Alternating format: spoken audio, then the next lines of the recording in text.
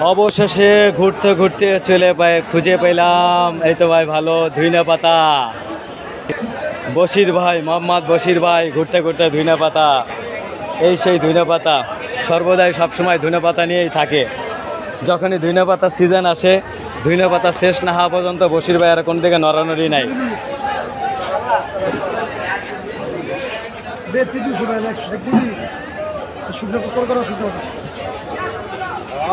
বশির ভাইয়ের দোকানে চলে আসলাম ঘুরতে ঘুরতে। এই যে পরিচিত পাইকার, নাম কি জানে? হ্যাঁ, সত্তর ভাই চলে আসছে বশির ভাইয়ের দোকানে ধুইনা পাতা নিতে। আজকে ধুইনা পাতাটা দেখা যাচ্ছে খুবই ভালো।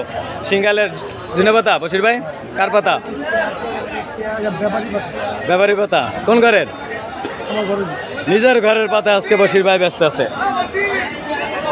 না বশির ভাই যাও, আজকে বাজার দর কেমন? পাতা কেমন পাতা? 160 টাকা 150 টাকা বিক্রি হয়েছে, পাইকারি বিক্রি হয়েছে।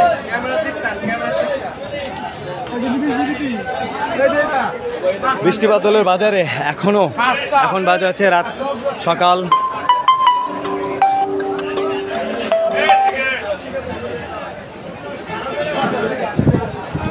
বাজার শেষ হতে তো এখন অনেক সময় লাগবে। দেখতে দেখে ফিরে দেখায় এই আর একটা ভাই, হোসেন ভাই। মিরপুর 1 নম্বরে যখন আড়ত ছিল তখন এই হোসেন ভাই ব্যবসা করতো, এখনো আছে বাজারে। মিরপুরের পাশে যারা থাকে অবশ্যই কাঁচামাল নিয়ে সর্বদাই থাকে তারা। মনটা খুব খারাপ, এখনো পটল নিয়ে বসে আছে, মুখে একটু হাসি ফিরলো। জানি না কতক্ষণ লাগে। কটা পর্যন্ত বাজার চলে এখন?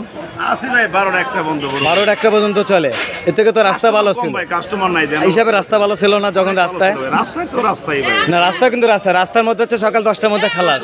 120 টাকা বলে একদম। এখন কি ব্যবসা কি আগের রাস্তার থেকে ভালো না এখন খারাপ? অনেক খারাপ ভাই, রাস্তায় ভালো ছিল। আসলে আড়তটা অনেক বড় হয়েছে, আর মাল আসে অনেক বড়, বিশাল বড় আড়ত। এই আড়তে ওরকম পরিমাণে পাইকার নাই যে পরিমাণে মাল আসে। কারণ বাজারে বিভিন্ন জায়গা থেকে আসে। আসলে তাদেরকে বলবো যে মিরপুরে আসেন, মিরপুরে আসলে ভালো ভালো শাক সবজি তরতাজা জিনিসগুলো পাবেন মিরপুর বাজারে। কারণ বাজারে যারা কিনতে আসেন অবশ্যই মিরপুরের দিকে আসার চেষ্টা করবেন। পুরো বাংলাদেশের মধ্যে একটা জায়গায় পাবেন যেখানে কবরস্থানের পাশে আমাদের এত সুন্দর একটা আড়ত বসে, মিরপুরে আড়ত। যে আড়তটা আসলে না বললে বোঝা যায় না। শত শত মানুষ শুয়ে আছে মিরপুর আড়তের পাশেই। আর এইখানে বিশাল বড় আড়তটা অনেক বড়। না দেখলে বোঝা যাবে না যে আড়তটা কত বড়। কবরের পাশে বিশাল বড় কবরস্থান, তার পাশে হচ্ছে আড়ত, বিশাল বড় আড়ত। কবরস্থানের পাশেই চলাচলের জন্যে সুন্দর পথ তৈরি হচ্ছে।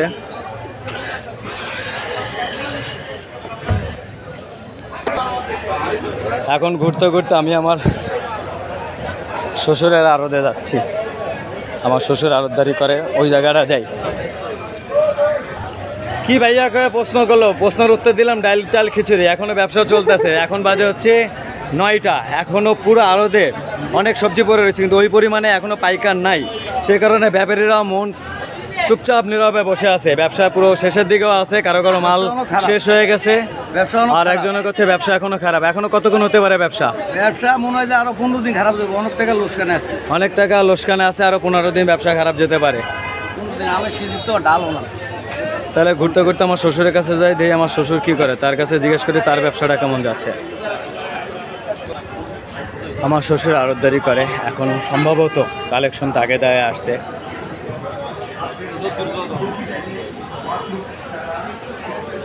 আড়ত লাইফ, আরব জীবনটাই হচ্ছে অন্যরকম। আড়তের সেই সকালবেলা আসে, রাত জাগা, সারাদিন পরিশ্রম করে বাসায় হাসি মুখে বাসায় যাওয়া। যদি বাজারটা ভালো থাকে তাহলে, আর বাজারটা যদি খারাপ হয়ে যায় তাহলে বিষয়টা বুঝতে হবে। আসসালামু আলাইকুম।